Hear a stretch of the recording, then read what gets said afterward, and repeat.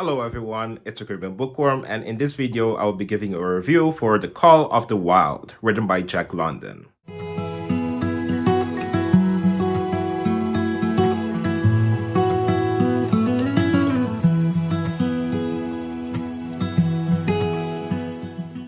So before we get to the review, if you're new here, welcome. On this channel, I typically do a lot of, especially sciencey type of videos, but I also do sometimes book reviews because that's what I originally started this channel for. So in general, if you're curious about bookish content, and as well as if you happen to be someone who's also interested in science, particularly physics or mathematics, then feel free to stick around, hit the subscribe button because that will greatly help the algorithm for more people with your interest to reach the channel. Now, let's get into this particular book. So The Call of the Wild, written by Jack London, is a classic tale of Buck the dog and basically how he goes from becoming a house dog, you could say, that lived in conformity to, due to unfortunate circumstance, landing up in the far regions of Alaska as a sled dog that is being eventually forced into this environment at which he needs to learn how to survive in the wild. And it's a fascinating tale which I think a lot of people have read, either be it for school, as I'm getting the impression of, or read for their own curiosity. As a matter of fact, what kind of had me curious about this is I also read a long time ago the book by John Krakauer called Into the Wild, which is the true story about hiker Christopher McCandless that went into the wild and lived in Alaska and unfortunately passed away. But this person had a very naturalist point of view that is very much along the lines of old writers like Henry Thoreau,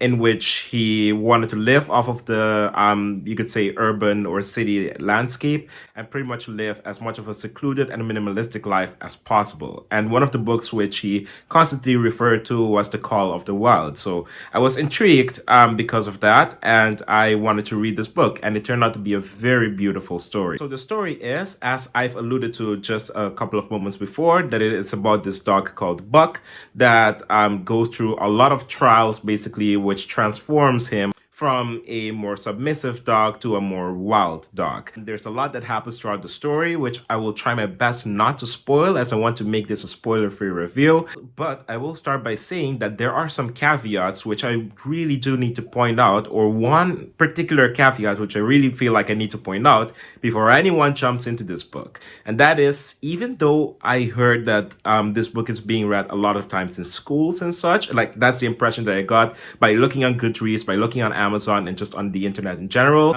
I would assume that there's a more like sanitized or like more censored version of this book for younger audiences, for younger readers, because the book in and of itself, like at least the version I read, which I assume is like the original one, and also I didn't per se read it, I listened to the audiobook, which you can find here, and I'll put in the description as well. It's really good, but it's filled, but the book itself, like the story itself, is filled with violence, especially violence towards animals or dogs in particular. So if you're someone who's a bit squeamish, especially when it comes to animal violence, then I tread quite carefully, because the moment you get into this story, from chapter 1 even, when things start getting bad, they get really, really bad. Like, as someone who also personally really likes animals, you feel like a bit of the cringe coming over you as you're like hearing the story or reading the story. It's not easy, basically, and it doesn't get any easier as well, because the whole story is about the harshness of nature and how basically animals need to tend to their most primal, you could say, instincts in order to survive these harsh environments. So it doesn't stop at chapter 1, and chapter 1 is quite a lot already. So I will say that that is a major caveat about the story, and especially if you're not just someone who's a bit squeamish around animal cruelty, but also if you're a parent for some reason watching this video and thinking, is this book a good book for my child? I'd say yes, but it depends on the stress tolerance of the child and like the maturity of the child. So do keep that a lot in mind.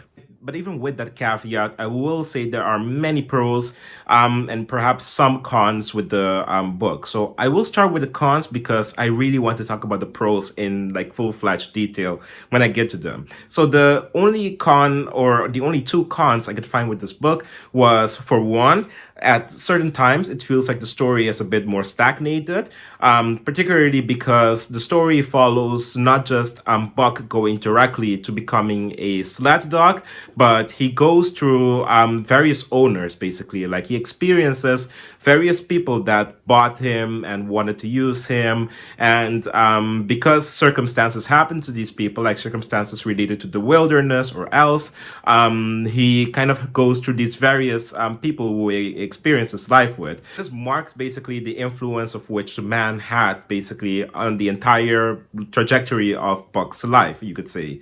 And these could range from very nasty people, particularly some of the first ones you encounter, especially one with the red coat, which you'll get to if you read this book. But there are also some more tolerable people who are not necessarily the nicest, but also aren't necessarily the most mean-spirited people.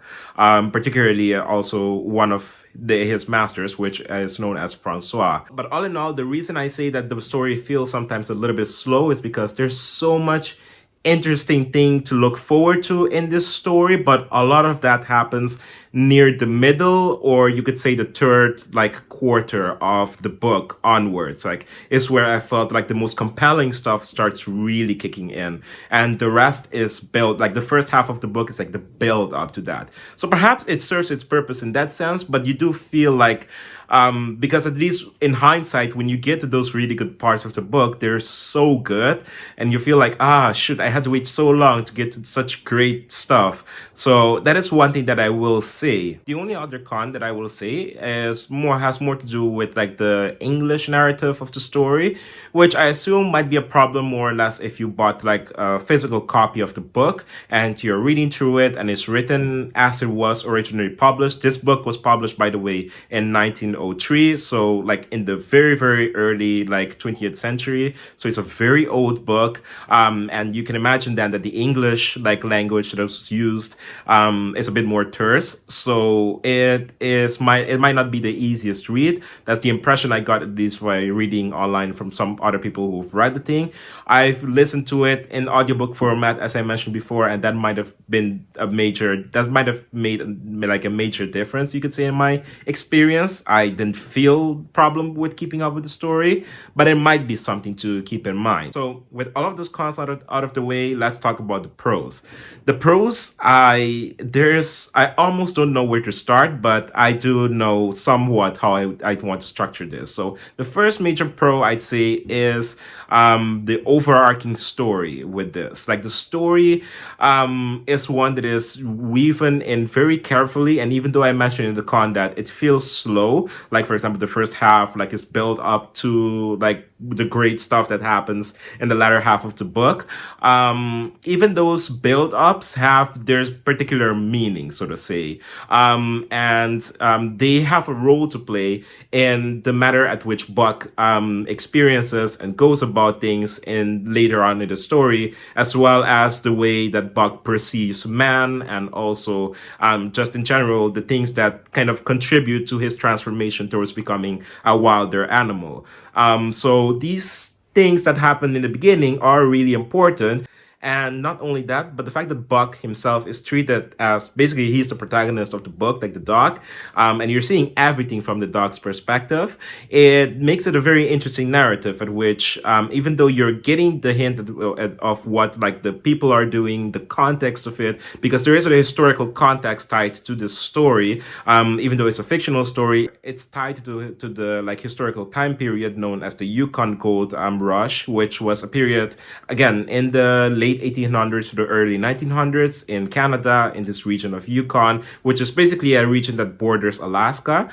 It is a region at which, for the first time, people were finding gold in Canada. And as you can imagine, gold being such a high value material, everyone was rushing to this region in exploration and in the hopes of finding gold in order to sell and obtain riches. And a lot of people were unsuccessful in their attempt because this Yukon region is a very you could say, treacherous area for hikers and navigators and explorers, because it's the pure Canadian slash Alaskan wilderness. It's not something to be toyed with, especially in periods like winter and such. So this kind of backstory, which ties into the reason why the dogs go through so many masters and what the goals of the masters are, as well as even the person which Buck goes to bond with very tightly, yeah, up till the way of the ending, all of it has a very not directly correlated, but something which adds extra meaning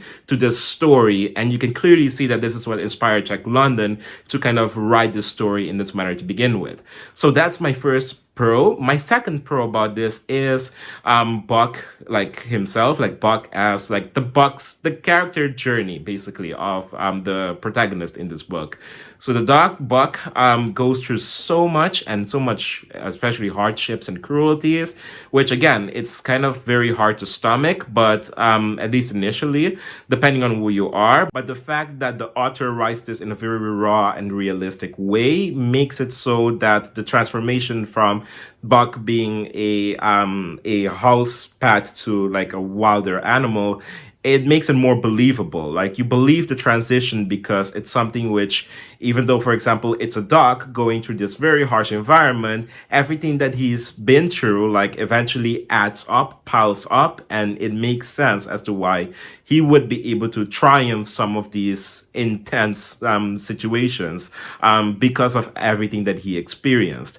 So Buck himself will be a very major reason for you to like this story. The third pro, which is a very, very big one, is what I alluded to before, and that is that in the latter half of this book, things get really, they pick up and become really intriguing. And that is, to start off, there is, besides Buck, there is an antagonist, so to say, beyond the humans, like beyond the masters that are sometimes maltreating the animals and such. There are also like just wilder animals, and one particular one in basically the dog pack, which is being used as like the main sledding like dogs. There is one dog, which I think his name was Splits or Spitz.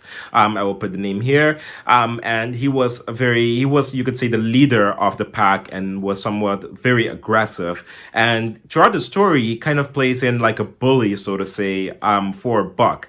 But not in the sense that you think of like high school bullies, like with humans, but in the sense that makes sense in the animal kingdom. It's like, it's the established, like you could say, very domineering, like dog or canine in the pack. So other canines would respect him and not challenge him because they know what he's about. But Buck, because he needs to go through his phase of like becoming less submissive and asserting himself more and more to survive these conditions, he needs to eventually overcome this struggle of dealing with this other dog's crap, basically. And he does so in a very elegant manner. The scenery at which everything like transpires is so amazing, which it's also something which I need to add onto, like something that I want to talk about, but one thing at a time. The scenery, like a nature that is captured and described in this book, is gorgeous. Basically, in the second half of the book, you have the whole culmination of the story of Buck being a sled dog to Buck building this relationship with this very kind old man called John Thornton. And John Thornton, if you've seen by any chance, like, because there's a very recent movie adaptation of this story that came out in 2020 with Harrison Ford playing John Thornton. Like, you can see him in the posters and trailers and everything for the promotion of this movie. He is the person that's heavily marketed because, for one, they had a big actor, they had Harrison Ford, but also because the relationship between Buck and John Thornton is the heart of this story. Like, after experiencing so much cruelties of both mankind and the harshness of the wild, it is very heartwarming to see like someone that genuinely, you could say, takes good care of Buck, and like it really is like kind of in some sense like the pinnacle of what I would imagine like early human hunter gatherers were, with the first like domesticated dogs. Like this very like fundamental and like ancient bond between man and dog. It's amazing, and especially if you're a dog person, you're gonna love this particular aspect of the story because after enduring so much like animal cruelty, it'll fill your heart with some sort of joy. Like so, you'll really like this portion, and especially the dynamic and relationship between John Thornton and Buck. Like it's something that's very heartwarming. I didn't want to give everything away, but it's one of the basically builds up and pinnacles of this story. It's incredible. One last pro which I wanted to talk about, and I didn't know if I want to include this in a portion I'd say is the themes of the story, but I think it's just a pro in and of itself, is nature. The role which nature plays in the story of the call of the wild. Nature, especially this landscape in Yukon, it shows you two sides of it. It shows you the sides which nature can be quite unforgiving because that is what Mother Nature is. It is unforgiving. It doesn't care about, for example, the conformity of mankind or other animals. It just is what it is, and animals adapt to fit themselves in this situation. It is an incredible portrayal of nature described in this book, and you can see that the author indeed is someone who has been quite a lot in nature, has spent quite a significant amount of time in it, and hence why I think also, besides describing these gorgeous landscapes in the book, he also describes basically the way at which, for example, canine behavior works and such, and other animal behaviors as well. The way nature basically just coincides with the different animal kingdoms. He describes them with such nice articulation and not so much of a hesitation. Not once does it feel like something which was half baked. It feels genuine, it feels raw, and that's amazing. That's one thing. The like nature aspects of this cannot be understated. And also, as I've alluded to many times already, it is gorgeous. Like some of the descriptions of the night sky at which you see like the dogs looking in the night sky and like seeing the stars and the aurora borealis like as like the night closes in. Also some of the winter description with the snows. It's if again depending on who you are, this story will like really intrigue you in so many ways. Also, some of the sites I'm imagining already is like the mountain landscapes with the rivers. Like it's so many gorgeous stuff to be taken away like as you go throughout this journey. So for that alone, I think this book is definitely worth a read. And also, it is not a very long book. It is a very short book. Like the audio book version that I listened to was about 3.5 hours or so. And I think like the paper like back book version is about perhaps maybe 200 pages or less. So it is something which you can well read in 1 to 3 days if you were to read consistently on it. So for that, I'd heavily recommend this. Now, the last thing that I want to talk about in this review for this book is the themes of the book. Now, a lot of people I noticed carry away a lot of different themes from it. And because I've finished reading it quite recently, I definitely will have to think more and more about it because there are connections which others have made with the story which I haven't made yet. And it's definitely one of those books which as simplistic as some people claim that it is, or as like it's this classic book, I feel like there's more to it that you can unpack and unravel and gather a lot of deeper meanings out of it.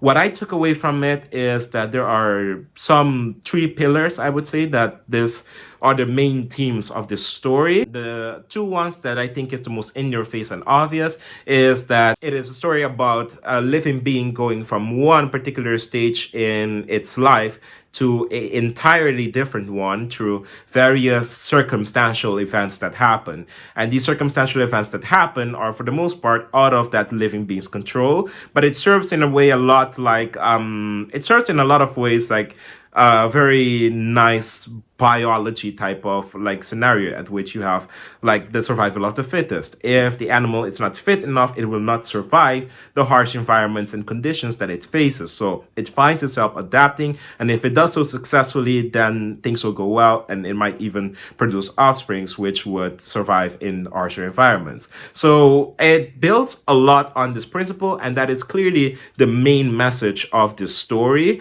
I heard also that another book which this author published, which is called White Fang, does the same type of story, but the other way around. So not with the same dog, I think, but it's about, I think, a canine, again, either a dog or a wolf, becoming from a very wild animal to a very, you could say, more submissive animal, becoming more and more of a pet or more domesticated, you could say, due to experiences with a kind human. So whereas this one does it the other way around, where you start off with a with a household animal that becomes a more wilder animal, even though at the later stages he bonds with the humans, but it's still, even when he's bonding with John, he is still in the process of becoming more and more like in tune with the wild.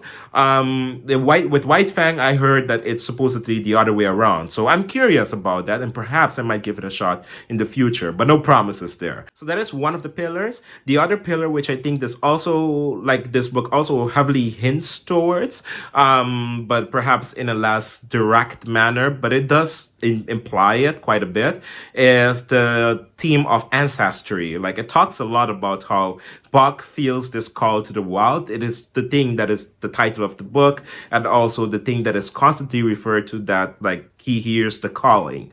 And at first, you're not quite sure as to what this calling is, because it is described in a very vague manner that, like, for example, he sleeps at night, like, and he feels like this urge of like going into the woods and hunting and kind of just adapting to the environment and the wild as best as he can. So it's described as basically this primal urge for the dog to kind of leave everything that he knew behind, of being like this nicely behaved dog that it knows a lot about being close with humans, to being a part of nature, a part of the wild. And it hints at the fact that this has a lot to do with the fact that dogs are to some extent related to wolves.